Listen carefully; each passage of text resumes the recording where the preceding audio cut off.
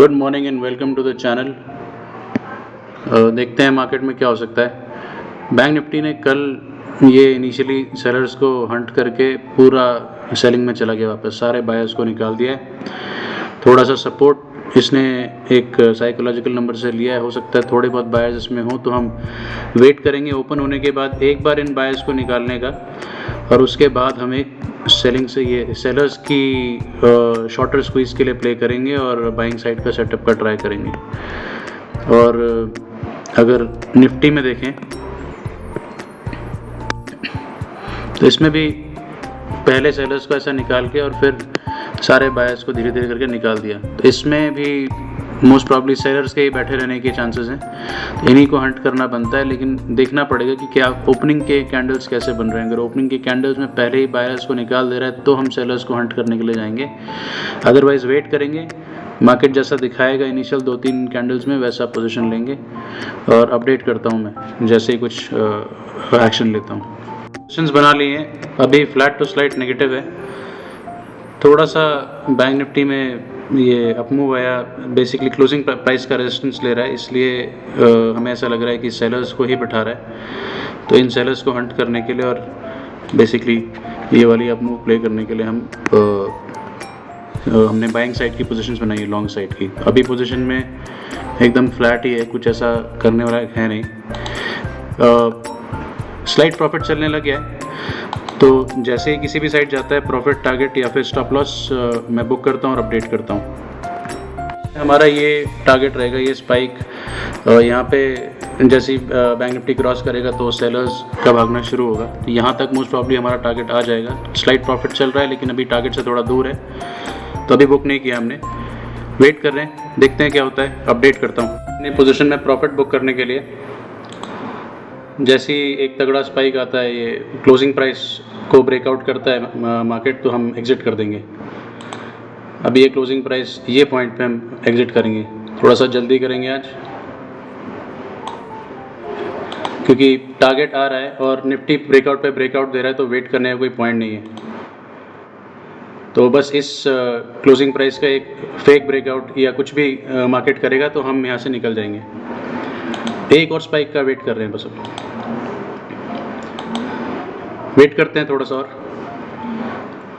अगर प्रॉफिट ज़्यादा कम करेगा मार्केट तो भी वेट करने का फ़ायदा नहीं होगा, तो देखते हैं। इस क्लोजिंग प्राइस का ब्रेकआउट तो होना चाहिए जिस तरह से मूव अभी तक आया है। स्टैंड बाय है, थोड़ा सा और एक स्पाइक की ज़रूरत है, देखते हैं, अपडेट करता हूँ मैं। से प्रेशर में डाल दिया है, ऑलमोस्ट टारगेट देकर अब वापस रिट्रेस करके पूरा प्रॉफिट ख़त्म कर दिया है। लेकिन जिस पॉइंट से रेजिस्टेंस ले रहा है, इस पॉइंट से नॉर्मली रेजिस्टेंस मार्केट लेता नहीं है।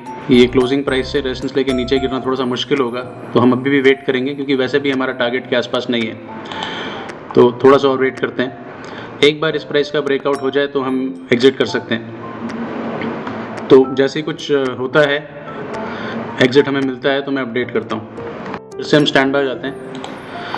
इस वाले स्पाइक में हमें टारगेट वगैरह सब मिल जाना चाहिए मोस्ट प्रॉब्ली, तो हम अब ज़्यादा वेट नहीं करेंगे। एक बार ये बस क्लोजिंग प्राइस का ब्रेकआउट हो जाए, ये 56,113 का लेवल जो है ये टूट जाए, तो हम इस बार पक्के से मार्केट से एग्जिट ले लेंगे। हाँ, ये टूट गया है, अब हम मार्केट से एग्जिट करते हैं भाई, अब कोई फ़ायदा नहीं है। हमने टारगेट बुक कर लिया है, हमने अपनी पोजीशंस बुक कर ली है, बहुत ही अच्छा टारगेट आज फिर से बुक किया है, ऑलमोस्ट 100 पॉइंट्स का टारगेट बुक किया है। हमने जो डिसाइड किया था कि क्लोजिंग प्राइस का ब्रेकआउट होते ही हम निकल जाएंगे। अभी प्रॉब्लम ये है कि निफ्टी में ब्रेकआउट पे ब्रेकआउट हो रहा है। अगर आप देखें तो निफ्टी ने सेलर्स की जितनी भी रीसेंट जोन्स हैं इन सबको ब्रेकआउट कर दिया है, और सेम टाइम पे बैंक निफ्टी में क्लोजिंग प्राइस का ब्रेकआउट हुआ है।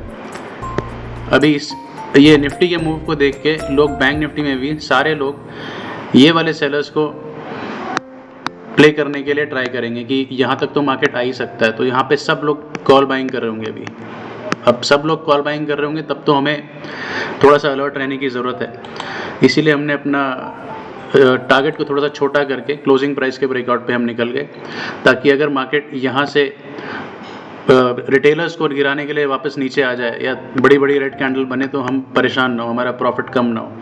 वैसे भी हमारा टारगेट जो हम डेली टारगेट लिमिट डिसाइड करते हैं वहाँ तक आ चुका है, तो वेट करने का कोई पॉइंट नहीं है। क्यों लिया था?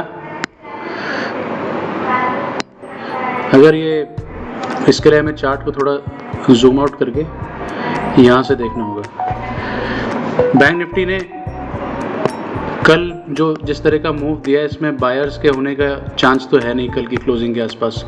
थोड़ा सा एक डाउट ज़रूर था कि ये सपोर्ट यहाँ से साइकोलॉजिकल नंबर का ले रहा है, थोड़े बहुत आगे होंगे, तो वो बायर्स जो है गैप डाउन में निकल गए, ये हमने अज्यूम किया। इसके बाद कौन बचे? सिर्फ सेलर्स बचे। ये सब जोन्स में सेलर्स बैठे हुए थे और मार्केट जो जिस तरह से गैप डाउन खुला है उसमें और भी सेलर्स के ही होने के चांसेस हैं। जिस तरह से जब ये कैंडल बन रही थी, पहली वाली कैंडल जब बन रही थी तो बड़ी रेड कैंडल बन रही थी, तो सेम टाइम में निफ्टी में भी गैप डाउन और एक रेड कैंडल की फॉर्मेशन हो रही थी। तो ये सब देख के आज जैसे कल जैसा पैटर्न रिपीट हो जाएगा ये सोच के, ये सेम पैटर्न जो कल हुआ है ये इस तरह से मूव आ जाएगा, इतना नीचे खुला है फिर गिर जाएगा, ये सब सोच के और भी शॉर्टर्स बैठ गए होंगे। तो बेसिकली होता क्या है कि जो मूव मार्केट की शॉर्ट टर्म मेमोरी में होती है वही मार्केट के पार्टिसिपेंट्स की मेमोरी में होती है। शॉर्ट टर्म मेमोरी में कौन सी मूव है? ये डाउन मूव है। तो सारे रिटेलर्स ये सोचेंगे कि डाउन मूव ही आएगा आज भी, तो इसी को कैपिटलाइज करने के लिए एक बार इनको निकालने के लिए ऊपर जाना मार्केट के लिए ज़रूरी होता है। और हमने वही ट्रेड लिया और हमने आज अपना एक अच्छा प्रॉफिट बुक किया। अब देखिए अब क्या हो सकता है। अब लाइक्लीहुड इस चीज़ का बहुत कम है कि कल के जैसा सेम पैटर्न रिपीट होगा कि यहाँ से ब्रेक डाउन करके मार्केट नीचे जाता रहेगा, इसके लाइक्लीहुड बहुत कम है। इसके बहुत चांस हैं कि देखिए जो मार्केट दिखा रहा है, मार्केट आज ऊपर की तरफ जाएगा, सब लोगों को चौंका के रख देगा और सबको निकाल के रख देगा जो ये सोच रहे हैं कि कल जैसा मूव होगा और पुट खरीद के बैठ गए। तो हम वैसे बहुत पहले निकल चुके हैं मार्केट से, हमने अपना आज का जो है ट्रेडिंग ख़त्म कर दिया और एक अच्छा टारगेट बुक किया। तो अब हम और कुछ नहीं करेंगे मार्केट में। हमारा रूल है, स्ट्रिक्ट रूल है 1:1 के आसपास का रिस्क रिवॉर्ड। जो भी पहले अचीव हो जाएगा हम उसको लेकर या तो प्रॉफिट या तो लॉस मार्केट से निकल जाएंगे। ओवर ट्रेडिंग नहीं करेंगे।